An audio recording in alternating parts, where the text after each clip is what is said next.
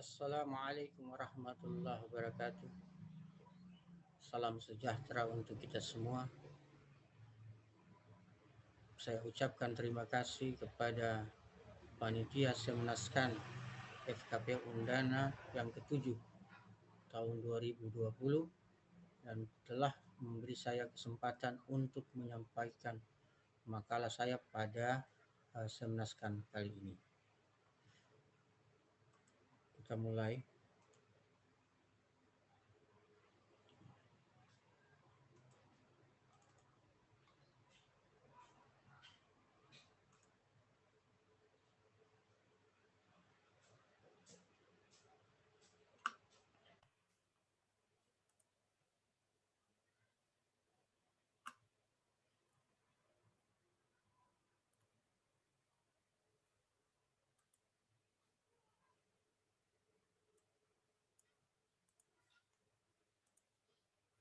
Ya.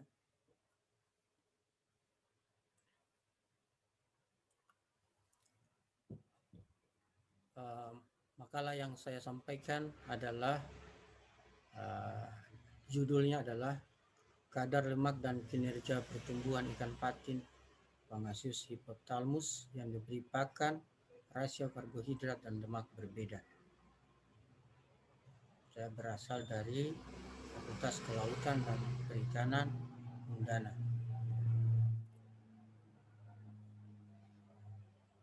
Ikan patin kita sudah ketahui adalah salah satu jenis ikan yang mengandung kadar lemak pada tubuhnya yang sangat tinggi. Tahun 2004 itu telah diupayakan ekspor ikan ini dalam bentuk filet, tapi umumnya yang bisa diterima adalah ikan-ikan hasil budidaya di kolam air deras.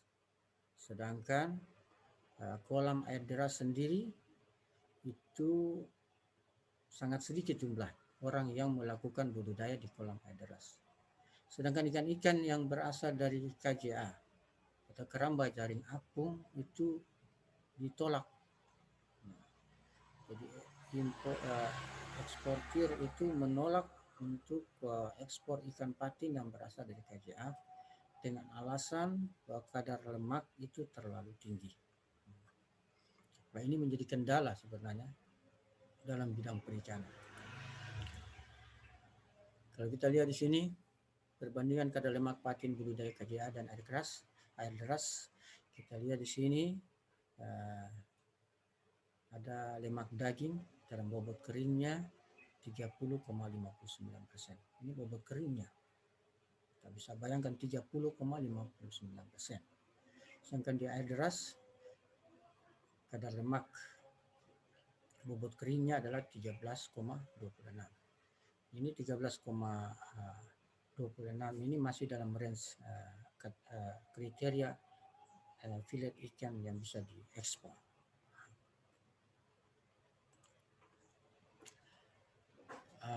Telah dilakukan berbagai upaya untuk menurunkan kadar lemak daging patin.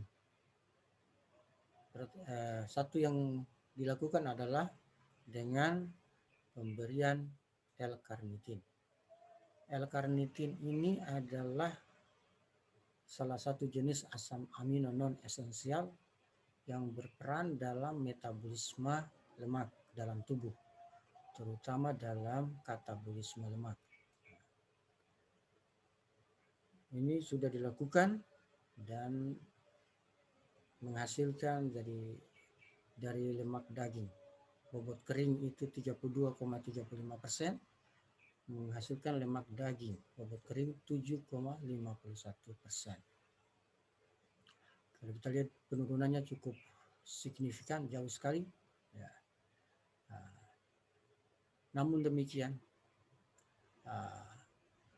penggunaan L-karnitin ini belum bisa direkomendasikan untuk penggunaan dalam skala yang besar.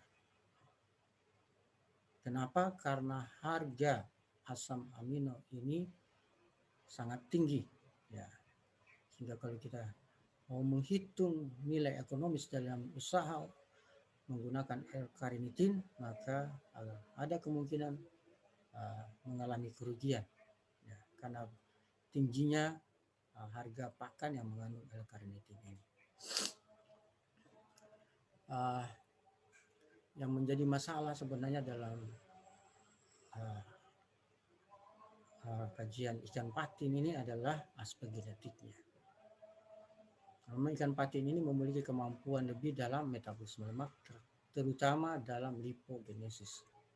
Ya, jadi ikan patin ini sangat cenderung apabila karbohidrat cenderung agak tinggi, maka dia melakukan suatu proses metabolisme yang menghasilkan lemak dalam jumlah besar yang kita sebut dengan lipogenesis. Masalah ini yang nanti kita coba mengatasi dengan perlakuan yang lain, ya, yaitu dengan menerapkan atau mengaplikasikan rasio karbohidrat lemak pakan dalam pakan, dan kita lihat bagaimana efeknya terhadap penurunan kadar lemak. Karena kita ketahui, ya, kalau kita lihat ketika tingginya karbohidrat, hampir semua saya pikir hewan-hewan terestrial maupun ikan, kalau ikan terbatas dalam menggunakan karbohidrat, tapi kalau ikan hewan-hewan terestrial, maka kelebihan karbohidrat ini akan dirubah menjadi lemak dalam proses lipogenesis. Nah, kita mau bermain di sini. Apakah ketika rasio ini kita turunkan, jadi karbohidrat kita turunkan, apa bisa menekan pembentukan lemak pada tubuh ikan patin, terutama dagingnya.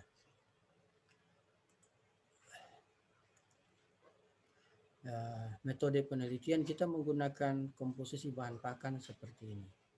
Jadi tepung ikan 51%, tepung kedelai, tepung terigu, dextrin. Dextrin ini adalah sumber daripada karbohidrat, sumber utama dalam karbohidrat. Kita lihat tepung terigu ada juga karbohidrat, tepung kedelai tapi sedikit, kemudian jumlahnya porsinya sedikit, tepung ikan tapi yang banyak adalah dalam dextrin. Dextrin ini sumber utama karbohidrat dalam penelitian ini. Kemudian lemak ada dua, yaitu minyak jagung dan minyak ikan. Minyak jagung ini kita memilih minyak jagung cukup besar karena kita ketahui bahwa ikan-ikan air tawar itu cenderung lebih bagus menggunakan lemak, terutama adalah lemak omega 6 dibandingkan dengan omega 3. Dan minyak ikan yang mengandung omega 3 ini kita kasih lebih rendah dibandingkan dengan minyak jagung. Kemudian vitamin mix dan mineral mix kita pakai. Kemudian untuk bindernya kita pakai CMC. Nah, di sini kita ada tambahkan selulosa untuk melengkapi 100. Nilai 100 ini kita tambahkan selulosa. Ya, Anda lihat di sini ada perubahan nilai. Ini tidak ada masalah karena umumnya ikan-ikan tidak memiliki enzim selulase untuk atau untuk pencernaan selulosa.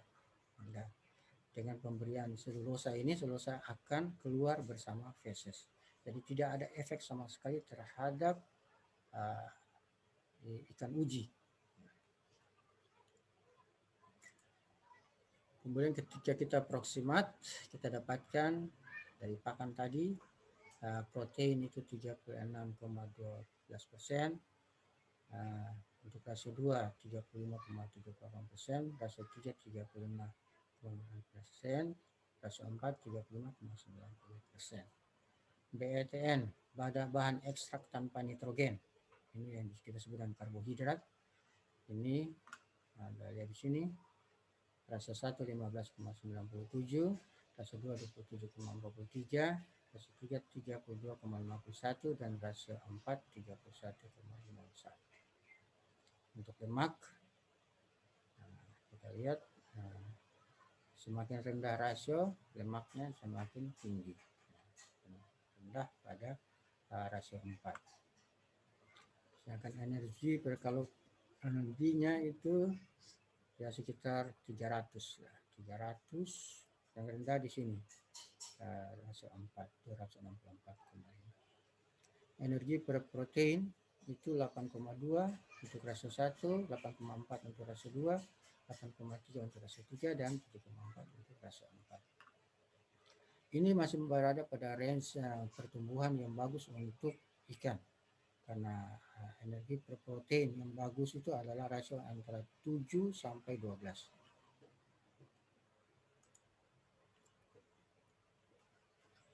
Dalam pembelian benih ikan, kita memperoleh dari petani ikan. Ya, itu cukup banyak kita beli karena kita mau seleksi yang berukuran agak seragam. Ya, walaupun yang kita gunakan hanya 6 ekor per akuarium kali 12 berarti 72, 70 ekor. Tapi kita beli cukup banyak karena ada kemungkinan pertumbuhan yang variatif. Itu kita dapatkan 7,75 dengan standar deviasi 3,3 gram.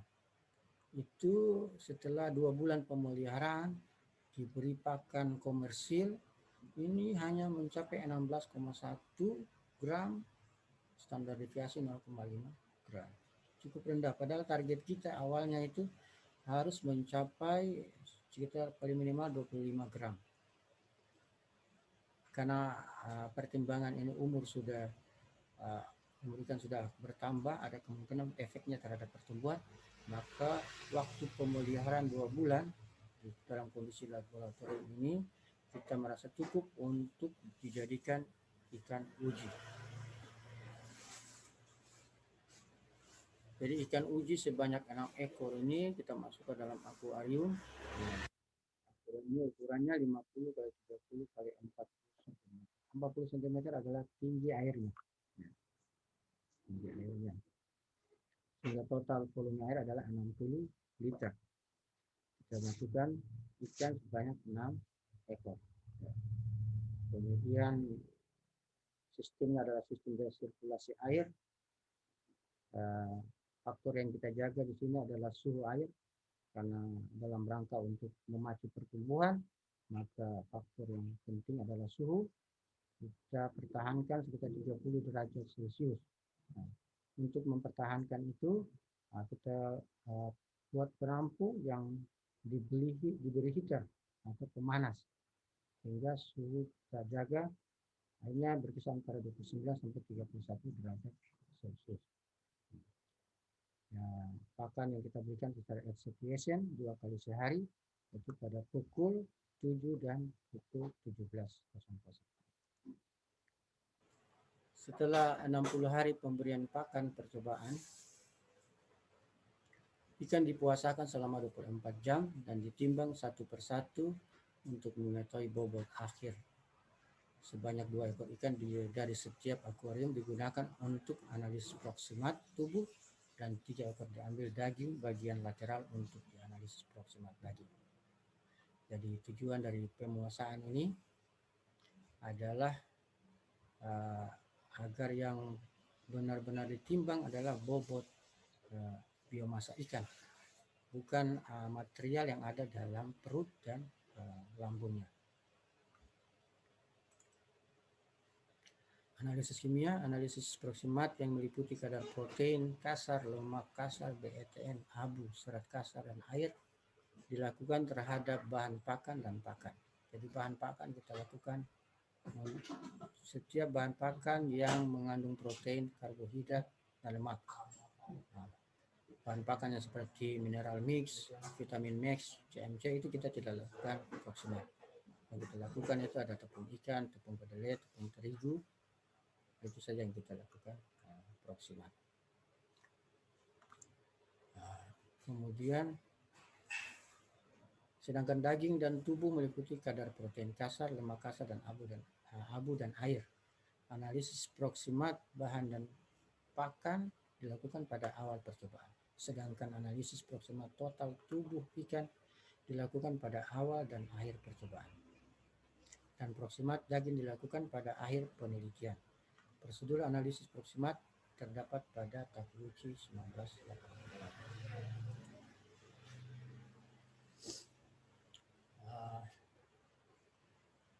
Hasil penelitian kita lihat bobot rata-rata individu pada awal dan akhir penelitian. Lihat, dari 16 gram untuk rasio 1 ini meningkat sampai hampir 170 gram. Besar 2 bulan 60 hari. Sedangkan yang tertinggi di rasio 3 ini bisa mencapai lebih dari 200 gram. Ya, cukup bagus karena dalam kondisi laboratorium di dalam media yang kecil tapi bisa tumbuh sampai 200 gram. Kalau 6 ekor berarti sudah 1.200 gram. 1.201 kilo lebih untuk satu akuarium.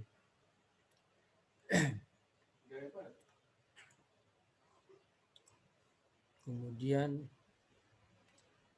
hasilnya rata-rata konsumsi pakan, retensi protein, retensi lemak, laju pertumbuhan harian, konversi pakan, dan kelangsungan hidup ikan patin ada pada tabel ini. Kita lihat food consumption. Nah, ini yang terendah ada pada rasio 1. Nah, yang tertinggi ada pada rasio 3. 1284,5, standar deviasi 26,9.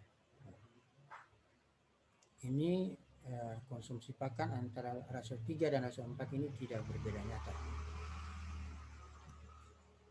Kemudian retensi protein pada rasio 1 37,1, standar deviasi 3,2. Kemudian naik pada rasio 2, naik lagi pada rasio 3, kemudian menurun pada rasio 4. Jadi yang terbaik dari retensi protein ada pada rasio 3.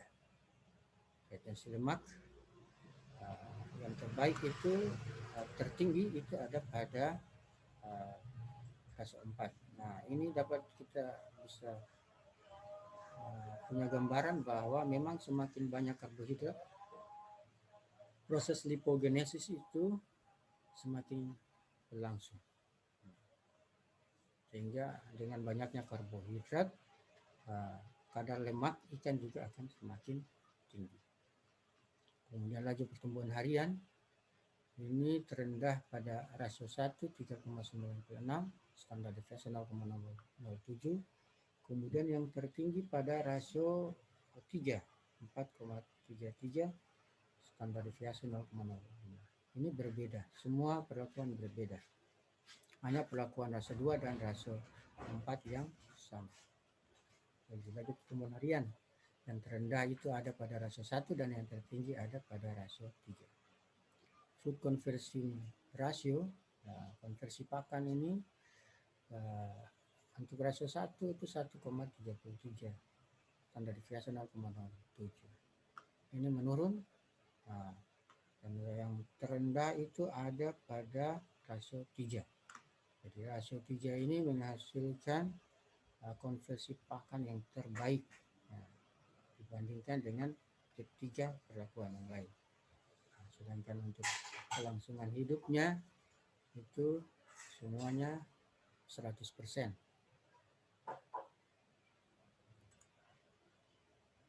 Kemudian kita analisis proksimat. Di sini ada daging. Daging ini kita lihat, ini yang menjadi standar ya, kita bisa lihat apakah masuk standar ekspor atau tidak. Untuk daging kita lihat ya protein.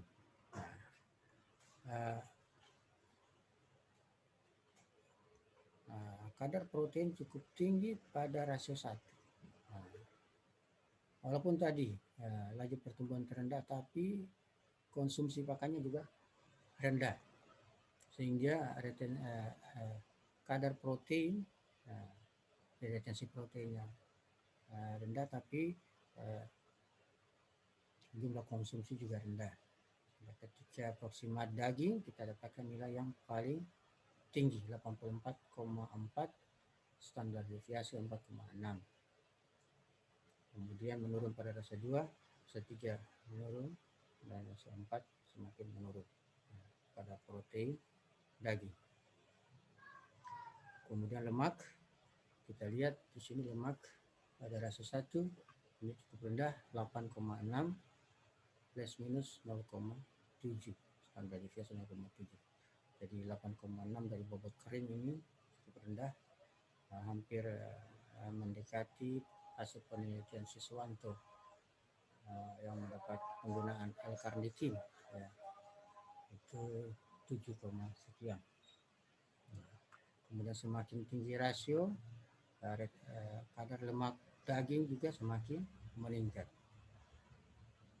Dan untuk tubuh, protein ini tinggi, jadi tidak signifikan berbeda, tidak ada perbedaan yang signifikan untuk tubuh. Sedangkan protein untuk daging berbeda nyata. Kemudian lemak juga ini berbeda. Untuk tubuh itu 19,9 plus 2,6. Ini kenapa tubuh ini cukup tinggi dibanding 8,6 untuk daging, karena kebanyakan lemak daripada patin ini terakumulasi di bagian abdomen. Ketika kita analisis tubuh terjadi peningkatan yang cukup besar. Dan yang tertinggi itu 28 itu pada rasio 4. Kemudian kita analisis hati, lemak hati ini 47,4, kemudian terjadi naik. Ini peningkatan lemak hati ini ada gambaran bahwa hipogonesis berjalan tinggi pada rasio 3 dan 4.